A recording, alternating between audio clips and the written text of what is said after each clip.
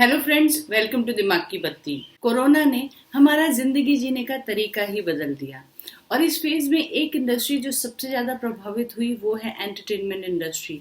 कल तक जो फिल्में हम थिएटर्स में जाकर देखते थे, आज वही फिल्में हम अपने मोबाइल पर और ओटीटी प्लेटफॉर्म्स जैसे Sony LIV, ZEE5, Hotstar, Amazon और नेटफ्लिक्स पर देख रहे हैं। लॉकडाउन के दौरान हमारे पास एंटरटेनमेंट के ज्यादा साधन नहीं थे, इसलिए लोगों ने घरों में बैठकर बिंज वॉचिंग शुरू कर दिया और इस बिंज वॉचिंग का परिणाम ये हुआ कि हमारा जो कंटेंट कंजम्पशन का बिहेवियर है उसमें बहुत तेजी से बदलाव आने लगे और ये फेज जो है वो एंटरटेनमेंट इंडस्ट्री के लिए कुछ नए ट्रेंड्स लेकर आएगा। तो आइए बात करते हैं क्या है एंटरटेनमेंट इंडस्ट्री के फ्यूचरिस्टिक ट्रेंड्स। लॉकडाउन के फेज में जब जनता बिंज वॉचिंग कर रही थी तो ओटीटी प्लेटफॉर्म्स को भी जरूरत थी ढेर सारे कंटेंट की। एक साथ इतना सारा कंटेंट बनना पॉसिबल नहीं था, तो उन्होंने विश्व स्तर का दूसरा कंटेंट हिंदी और इंग्लिश में डब करके परोसना शुरू कर दिया और इस प्रक्रिया में हमारे देश की जनता ने इंटरनेशनल कंटेंट कंज्यूम करना शुरू कर दिया, जिसके कारण उनका कंटेंट का टेस्ट जो है वो बेहतर हो गया। अब हमारे देश में स्पेनिश सीरीज मनी हाइस्ट के भी फैंस हैं, तो इजराइल की सीरीज द स्पाई देखने वाले भी बहुत सारे लोग हैं। तो कुल मिला के बात यह है कि इंटरनेशनल कंटेंट के चलते लोगों का टेस्ट जो है वो कंटेंट को लेकर बेहतर होता जा रहा है।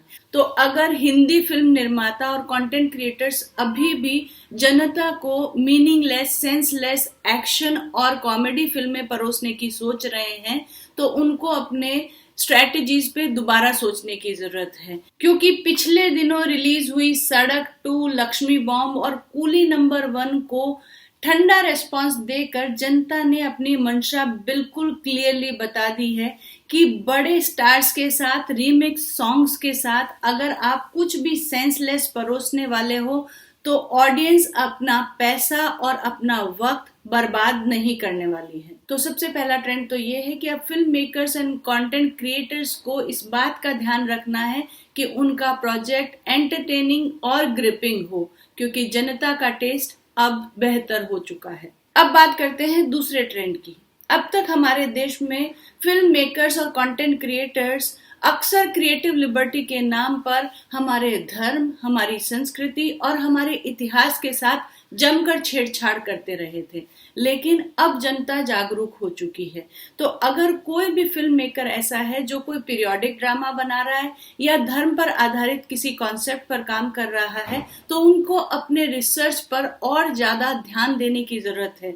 रिसर्च करें और केवल फैक्ट्स ही प्रेजेंट करें, क्योंकि क्रिएटिव लिबर्टी के नाम पर अगर कोई फिल्म मेकर आज हमारी धर्म और संस्कृति के साथ खिलवाड़ करने की सोच रहा है, तो अब भारतीय ऑडियंस उसको एक्सेप्ट करने को तैयार नहीं है। तो दूसरा ट्रेंड ये है कि इतिहास, धर्म और संस्कृति पर बेस्ड फिल्मों के जो कॉन्सेप्ट हैं उनकी प्रॉपर रिसर्च की जाए और फैक्ट्स जांच परख कर प्रेजेंट किए जाए। तीसरा ट्रेंड जो है वो ये कहता है कि हिंदी फिल्म इंडस्ट्री में ये नंबर 1 का फिनोमिना है, इस पर खतरे के बादल मंडरा रहे हैं। तो ये नंबर 1 की position, first day box office collection और ये 100 करोड़ क्लब, ये सारे जो टर्म्स हैं इनका अस्तित्व खतरे में है, क्योंकि अब ऑडियंस का फोकस सिर्फ और सिर्फ ग्रिपिंग और एंटरटेनिंग स्टोरीज पर है।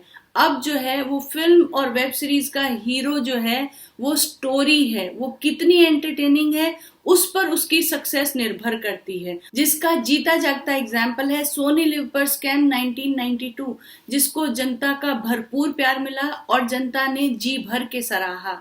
हालांकि फिल्म इंडस्ट्री से जुड़े बहुत सारे लोगों का ये मानना है कि एक बार बड़े स्टार्स की फिल्में थिएटर्स में रिलीज होने लगेंगी तो बॉक्स ऑफिस पर भी जनता की भीड़ उमड़ने लगेगी। लेकिन यहाँ सोचने वाली बात यह है कि अगर ऑडियंस को घर बैठे उनके सामने कूली नंबर 1 जैसी मास एंटरटेनर फिल्म्स मिल रही हैं और जनता उसको रिजेक्ट कर रही है, यानी कहीं ना कहीं कुछ तो बदला है। अगर स्टार्स वही हैं, उनका करिश्मा वही है, तो कहीं ना कहीं जनता का टेस्ट जो है वो इम्प्रूव हो गया है। तो तीसरे ट्रेंड के हिसाब से अब नंबर 1 की पोजीशन पर स्टार नहीं, फिल्म की स्टोरी होगी। आमतौर पर कोई भी फिल्म देखनी है या नहीं देखनी, इस बात का निर्णय हम फिल्म का रिव्यू जानने के बाद करते थे और इसके लिए हम फिल्म समीक्षकों पर निर्भर करते थे। लेकिन लॉकडाउन के दौरान ये फिल्म रिव्यूअर वाली रिस्पॉन्सिबिलिटी हमारे फैमिली मेंबर्स और फ्रेंड्स ने ही ले ली। आज की तारीख में हम कोई भी फिल्म देखना चाहते हैं या कोई वेब सीरीज शुरू करना चाहते हैं तो उससे पहले जो हमारे ग्रुप में बिंज वॉचर होता है हम उससे पूछते हैं, क्योंकि हमको पता है कि हमारा दोस्त या हमारा फैमिली मेंबर हमारे टेस्ट को किसी भी फिल्म क्रिटिक से ज्यादा बेहतर जानता है। अगर तरन आदर्श कूली नंबर 1 जैसी वाहियात फिल्म को भी 3 स्टार की रेटिंग देते हैं तो बेहतर यही है कि हम अपना वेब सीरीज या फिल्म देखने का निर्णय अपने दोस्तों या फैमिली मेंबर्स की ओपिनियन के आधार पर बनाएं। तो फोर्थ ट्रेंड के हिसाब से अब फिल्म समीक्षकों की जगह होंगे बिंज वॉचर जो हमारे अपने एनवायरनमेंट से बिलोंग करते हैं। अब बात करते हैं ओटीटी प्लेटफॉर्म्स के कंटेंट के ट्रेंड्स की। अब तक ओटीटी प्लेटफॉर्म जो भी ओरिजिनल कंटेंट हमारे देश के लिए बना रहे थे वहां उनका फोकस होता था कि फिल्मों की इंडस्ट्री के जो नामी गिरामी चेहरे हैं, डायरेक्टर या स्टार्स, उनको ही लिया जाए, कंटेंट उन्हीं के अराउंड बने ताकि भारत की जो जनता है वो ज्यादा से ज्यादा उस कंटेंट को कंज्यूम करे।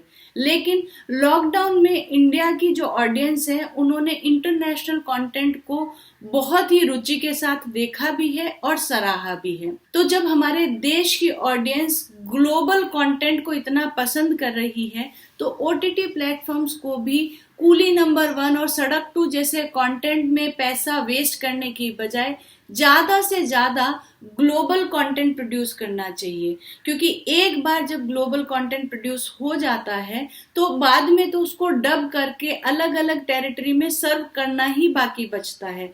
तो ये फाइनेंशियली बहुत ही वायबल और प्रॉफिटेबल ऑप्शन है ओटीटी प्लेटफॉर्म्स के लिए। तो पांचवा ट्रेंड होगा लोकल नहीं ग्लोबल कंटेंट। हालांकि हिंदी फिल्म मेकर्स के लिए ये फैक्ट डाइजेस्ट करना बहुत मुश्किल है कि देश की ऑडियंस का टेस्ट सुधर रहा है, क्योंकि उनका अभी भी ये मानना है कि एक बार सुपरस्टार्स वाली फिल्में आने लगेंगी तो देश की जनता थिएटर के बाहर लाइन लगाने लगेगी। लेकिन जनता उनकी ये गलतफहमी आने वाली कुछ रिलीजेस में बहुत जल्दी दूर कर देने वाली है। मेरे हिसाब से ये है एंटरटेनमेंट इंडस्ट्री के बदलते हुए ट्रेंड्स।